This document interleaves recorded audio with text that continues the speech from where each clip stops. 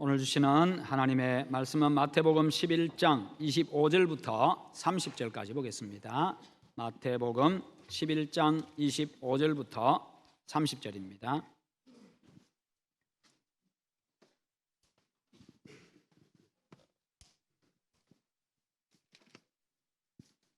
그때에 예수께서 대답하여 이르시되 천지의 주제이신 아버지여, 이것을 지혜롭고 슬기 있는 자들에게는 숨기시고 어린 아이들에게는 나타내심을 감사하나이다.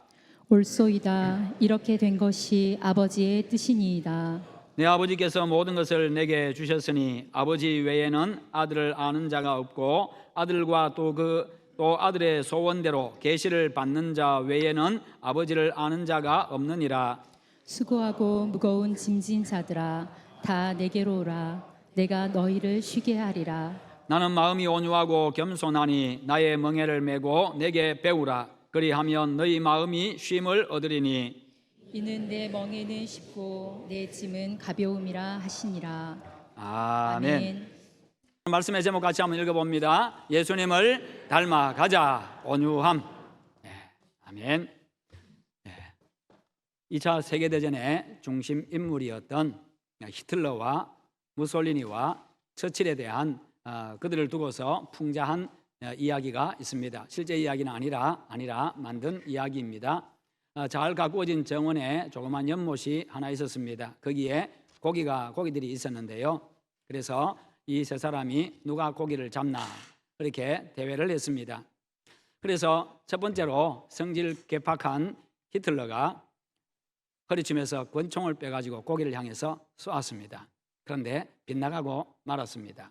그 모습을 보고, 실패하는 모습을 보고 이태리의 독재자 무솔리니가 그냥 바로 연못에 뛰어 들어가가지고 이리저리 휘젓고 다니면서요 고기를 잡으려고 그렇게 했습니다만 또 실패하고 말았습니다. 그러자 이제 영국의 아주 위대한 수상이었던 처칠이 그 모습을 보고는 이제 연못의 물을 천천히 빼내기를 시작을 합니다. 고기들이 놀라지 않도록 천천히 연못의 물을 다 퍼냈습니다. 결국에는 아주 부드러운 방법으로 했던 처칠이 고기를 잡았다는 이야기입니다. 여러분, 이 강자였던 히틀러나 무솔리니는 그들이 죽은 이후에도 그들에게 죄를 물어야 된다 그렇게 할 만큼 그들은 아주 좋지 못한 인물들이었지요. 아주 개팍한 사람들이었습니다. 그러나 처칠은요 국가유공자가 아니면 아무나 들어갈 수 없는 웨스트민스터 그 사원에 그의 이름이 기록되어져 있고 런던의 피커딜리 광장에 그의 동상이 세워져 있습니다. 여러분, 금잔디와 우리가 토끼풀이라고 이야기하는 크로바, 그것 중에 어느 것이 강하다고 생각을 하십니까? 우리가 생각할 때 잔디가 강하다고 생각하기 쉽습니다만, 그러나 잔디밭에 이 토끼풀이 뿌리를 내리면요 금방 이제 잔디 위에 토끼풀이 다 덮고 이 토끼풀이 다 그냥 장악을 하고 맙니다. 면도칼과 가죽이 있는데 어느 것이 강하다고 생각하세요? 물론 면도칼로 가죽을 벨 수가 있습니다만 그 면도칼에 면도날을 세우려고 하면요 그 부들부들한 이 부드러운 이 가죽에다가 문질러서 면도날을 세웁니다. 여러분, 그렇습니다. 땅을 정복한 할 사람은 세상의 권력자가 아니라 온유한 사람입니다. 마태복음 5장 5절에 온유한 자는 복이 있나니 그들이 땅을 기업으로 받을 것이며. 여러분, 온유한 자 되시기를 축원합니다. 예수님께서는요 28절에서 수고하고 무거운 짐진 자들아 다 내게로 오라 그렇게 말씀하십니다. 여기서 수고하고 무거운 짐진 자들이라고 할 때에 그들은 세상 일에 지치고 힘든 그런 사람들을 두고 하는 이야기가 아닙니다. 유대인들의 율법과 그들이 오랫동안 지켜오던 이 전통, 그들이 가진 이 율법과 그들이 지켜왔던 이 전통, 그것을 지키느라고 그 무거운 멍에를 메고 율법의 노예가 되어가지고 쉼없이 그렇게 수고한 사람들, 지키려고 해도 다 지킬 수가 없어가지고 지치고 낙담한 이스라엘 백성들, 바로 그 사람들을 두고 수고하고 무거운 짐진 자들이라고 이야기를 하고 있습니다.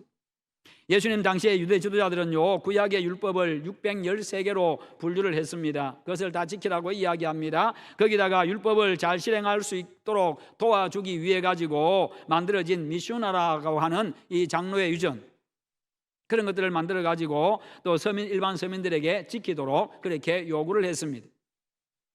그것은 오히려 이스라엘 백성들이 안식일이 되어도요, 이 안식을 누리지를 못하게 만들었고요, 쉼이 아니라 오히려 짐과 고통만 더해갔고요, 부담만 점점 더해갈 뿐이었습니다.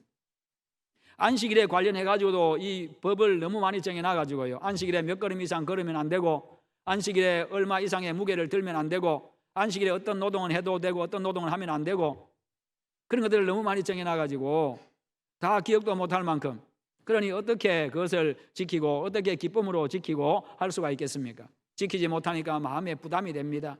짐이 됩니다. 힘듭니다. 거기다 다 못 지키니까 이 서기관과 바리새인들은요, 그냥 그들도 정죄합니다. 그런 상황입니다. 그래서 그야말로 그런 것들에 짓눌려 가지고 기쁨도 사라지고 다 그런 상황이죠.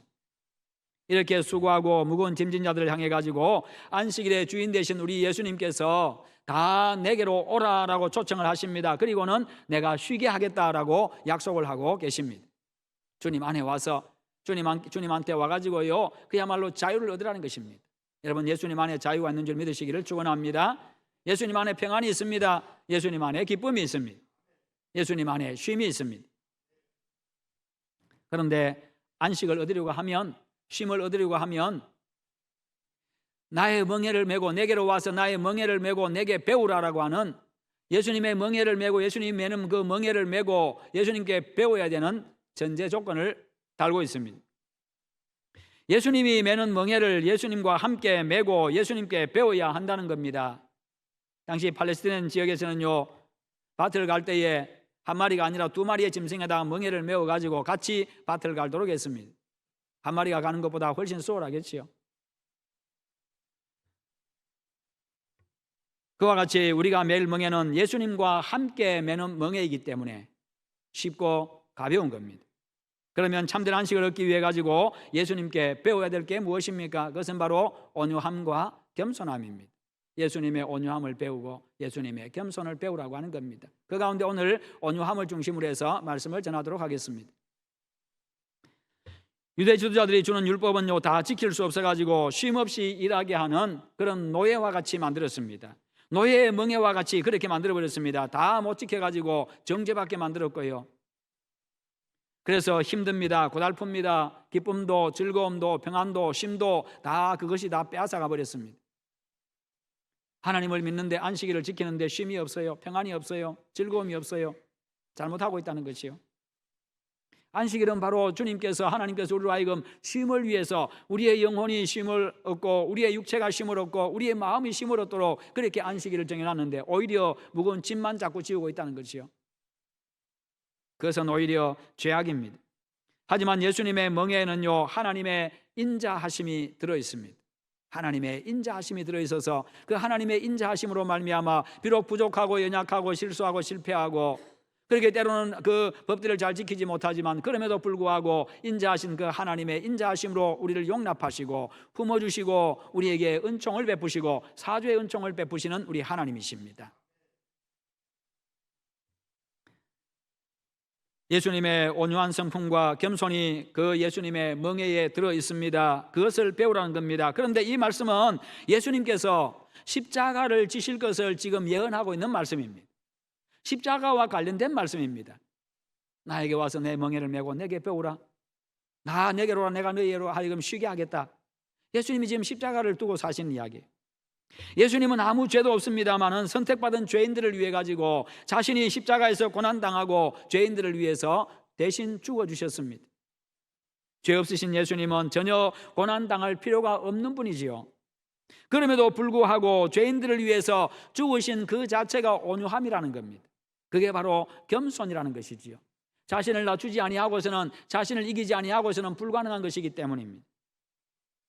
헬라어로 온유라고 하는 말은 프라우스라고 하는 단어인데, 이 말은요, 친절하고 너그러운 태도를 의미합니다. 친절하고 너그러운 태도. 그러나 이 말이 나온 그 어원은요, 이 말이 어디서 나왔는가 하면 그것은요, 이 거친 야생마가 훈련을 통해 가지고 그 야생성을 억누르고 길길이 뛰는 그 야생성을 억누르고 온순하게 주인이 이끄는 대로 그렇게 가는 것, 거기서 나온 말입니다. 그런 의미를 가지고 있습니다. 자신이 가진 힘을 이제 주인을 위해서 사용하는 바로 그와 같은 상태. 자기 자신을 이기고 야생성을 이기고 자기 마음대로 하는 것을 이기고 주인을 위해서 자기가 가진 힘을 사용하는 것. 여러분, 야생마가 길들여졌다 해가지고 말에 힘을 잃어버린 건 아니잖아요. 여전히 길길이 뛸 수 있습니다. 누가 올라타면 그냥 뛸 수가 있습니다만, 그러나 훈련을 통해서 자기 자신을 이기고 억제시키는 그 절제 않은 능력을 갖게 된 겁니다. 힘은 있지만 자기 자신을 이기는 힘. 그래서 그 힘을 선하게 사용하고 주인을 위해서 사용하고 바르게 사용하는 것. 이게 바로 온유함이라는 말입니다. 그래서 이것을 사람에게 사용할 때는요, 온순한 사람을 의미하기도 합니다. 히브리어로 온유라는 말은요, 아나브라고 하는 단어인데 이 말은요, 겸손한 자, 온유한 자, 가련한 자를 뜻합니다. 그런데 이 말은 이제 아나라고 하는 말에서 나왔습니다. 이 아나라는 말은 고난당한다, 고난당한다, 괴로워하다, 그리고 욕보이다, 학대받다 하는 이런 의미를 가지고 있습니다. 고난당하고 괴로워하고 욕을 당하고 그리고 학대받다, 이 말에서 온유란 말이 나왔다는 이야기예요.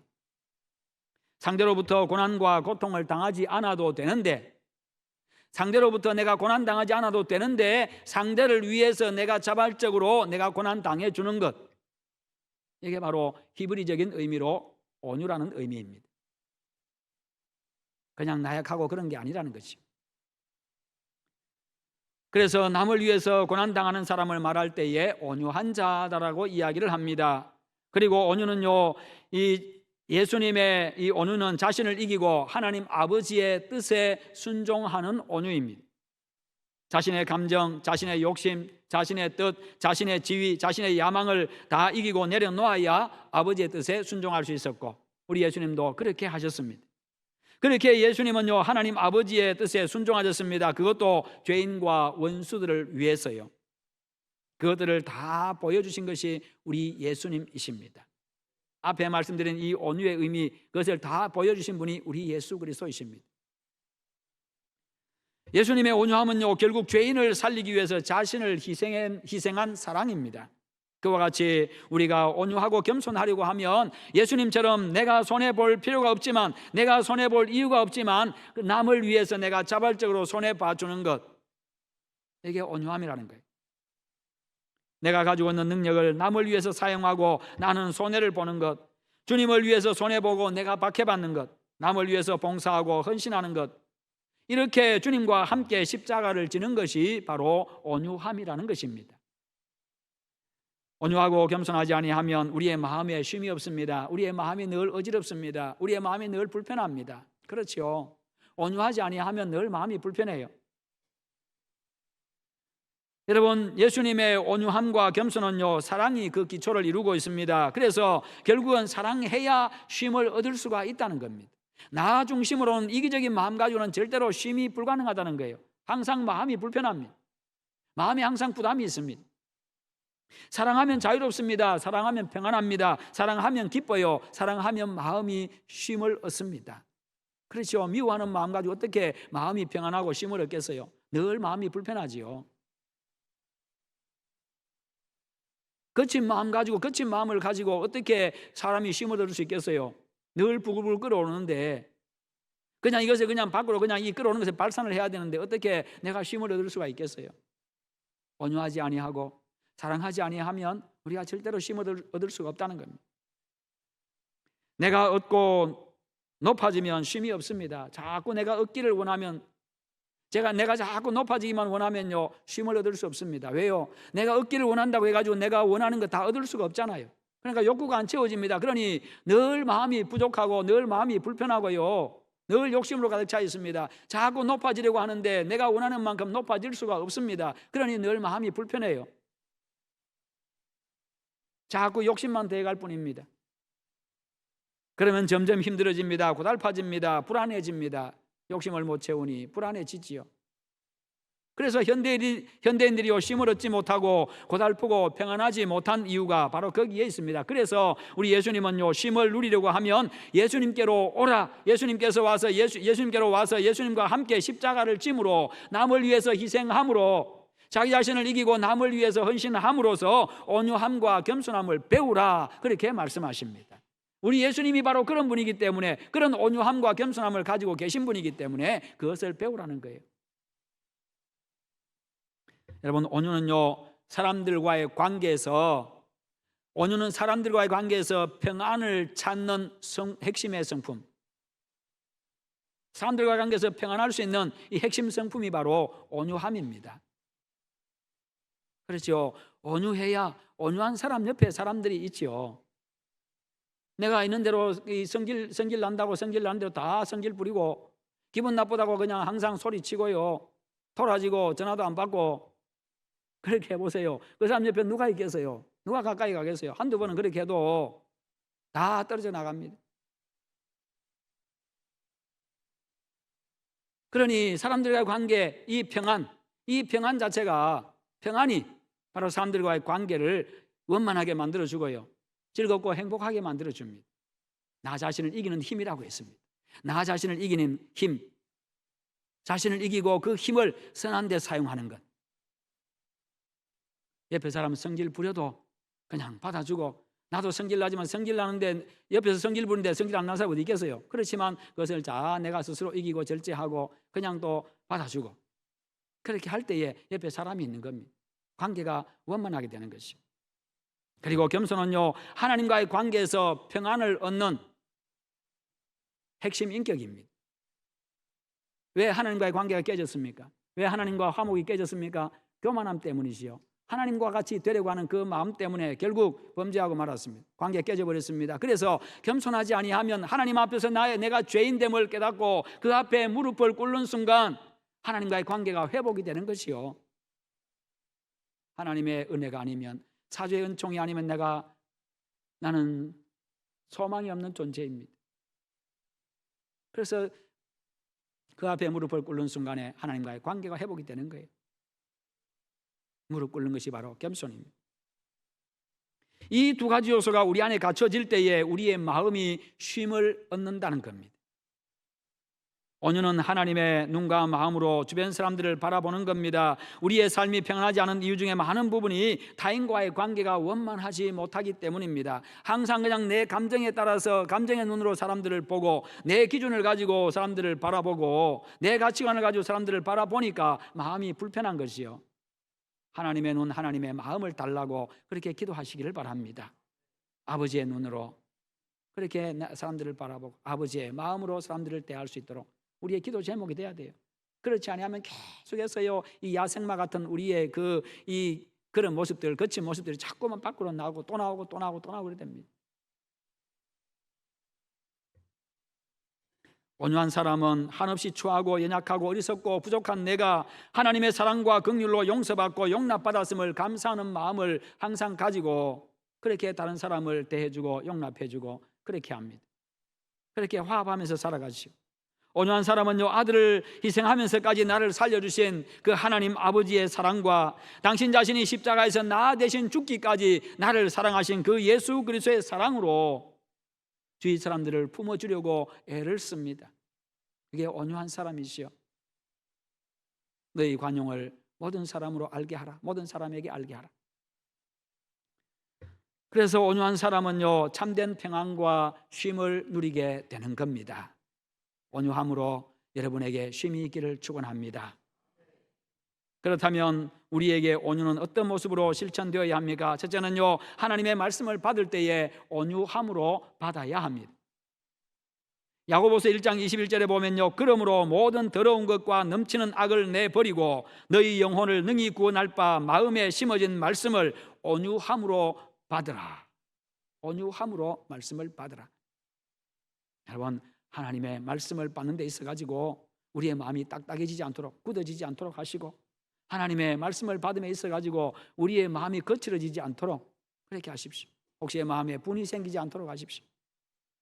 때로는 내가 생각한 것과 다른 말씀이라고 할지라도, 내게 손해보는 것을 요구하는 말씀이라 할지라도, 내 삶을 제한하는 말씀이라 할지라도, 내 의지를 제어하는 말씀이라 할지라도, 그런 멍에와 같은 말씀이라도요, 우리가 온유함으로 받아야 합니다. 하나님의 말씀이 나를 살리기 때문에, 하나님의 말씀은 모두 나를 복되게 하기 때문에요. 그래서 그 말씀이 마음의 뿌리를 받게 되면요, 내 안에 있던 모든 더러운 것과 넘치는 악을 버리고 주님이 기뻐하실 만한 그런 아름다운 열매를 맺게 되는 겁니다. 두 번째는요, 타인을 대할 때도 온유함으로 대해야 합니다.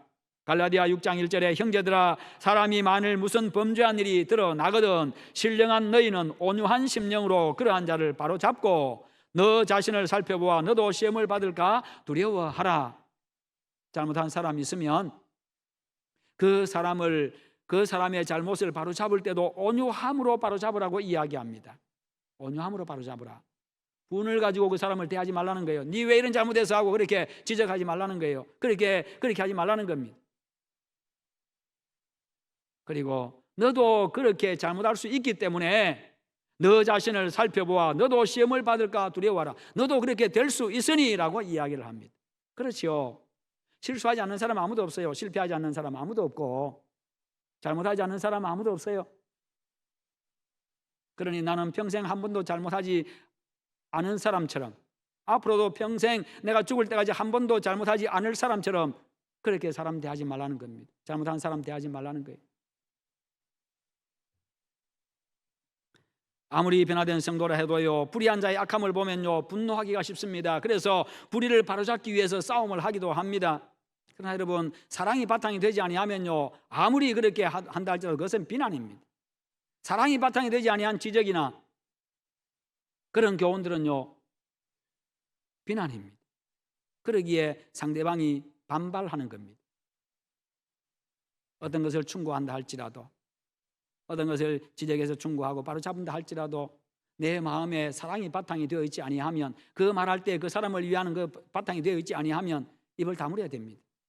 그렇지 않으면 반발만 살 뿐이고 다툼만 일어날 뿐입니다. 그리고 그 사람도 고칠 수가 없습니다. 내 마음이 나를 진짜 사랑하는구나, 이 사랑이 상대방이 느껴져야 받아들이게 되는 거죠. 때로는 교회 안에서도요 분노의 감정에 휩싸인 채로 서로를 충고하다 보면요 분열과 다툼이 생기기도 합니다. 왜요? 사람 모인 곳이니까. 사람 모이는 곳이 항상 조용할 수는 없어요. 때로는 시끄러운 일도 생깁니다. 그럴 때 어떻게 하느냐, 어떻게 처신하고 어떻게 행하느냐, 이게 중요한 거지요. 그러나 여러분, 분노하는 것이 상대방의 악행에 대한 경고는 될 수 있겠지만 그 사람을 바로잡는 좋은 방법은 아닙니다. 오히려 좋지 못한 방법이지. 성도는 우리 자신도 약해질 수 있는, 그리고 악해질 수 있는 연약한 인간임을 깨닫고 어떠한 상황에서도 온유함을 잃지 않도록 훈련해 나가고 그렇게 힘써야 합니다. 항상 그럴 수는 없어도 힘써야 됩니다. 노력해야 됩니다.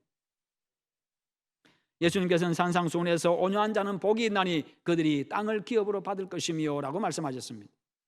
민수기 12장 3절에 보면요 모세에 대해서 말씀합니다. 이 사람 모세는 온유함이 지면의 모든 사람보다 더하더라. 세상에서 제일 온유한 사람이다 라고 그렇게 모세를 이야기합니다. 그러나 여러분, 이전의 모세는 어땠습니까? 40년 전의 모세, 이런 평가받기 전에 모세는 자기 동족이 이집트 사람에 의해 가지고 괴롭힘 당하는 모습을 보고요 분노해 가지고 가서 때려 죽여버렸습니다. 그럴 정도로 성질 급한 사람, 분노의 그런 부분을 잘 조절하지 못하는 사람이었습니다. 야생마와 같이 야성과 그 에너지를 가졌던 그가요 광야의 시련과 역경 속에서 연단되고 낮은 곳에서 훈련되어 가지고 세상에서 가장 온유한 사람으로, 자기 자신을 잘 이기고 절제하는 그런 사람으로, 자기 자신을 잘 제어할 수 있는 그런 사람으로 바뀌었다는 겁니다. 그렇게 바뀌기까지가 40년 걸린 거지요. 하나님은 온유하지 못하고 분 잘 내는 모세가 광야의 삶에서 연단되어 가지고 인내할 줄 알고 품어줄 줄 알고 기다릴 줄 아는 그런 온유한 사람이 되기까지 기다리셨던 겁니다. 그리고 그렇게 되었을 때에 그를 찾아가셨고 그를 불러가지고요 이스라엘 민족을 해방시키는 위대한 영도자로 삼으셨습니다. 시내산에서 변화된 모세를 만난 하나님은 그에게 신을 벗으라 그렇게 말씀하지요. 신을 벗는 것은 종이 되라는 말입니다. 자신을 내려놓으라는 이야기입니다. 더 이상 네 뜻이 아니라 나의 뜻, 하나님의 뜻에 따라 이제 살라는 이야기입니다. 이처럼 우리의 삶도 우리의 천성대로 사는 게 아니라 성령으로 변화된 삶으로 하나님의 뜻을 따라 살아가야 합니다.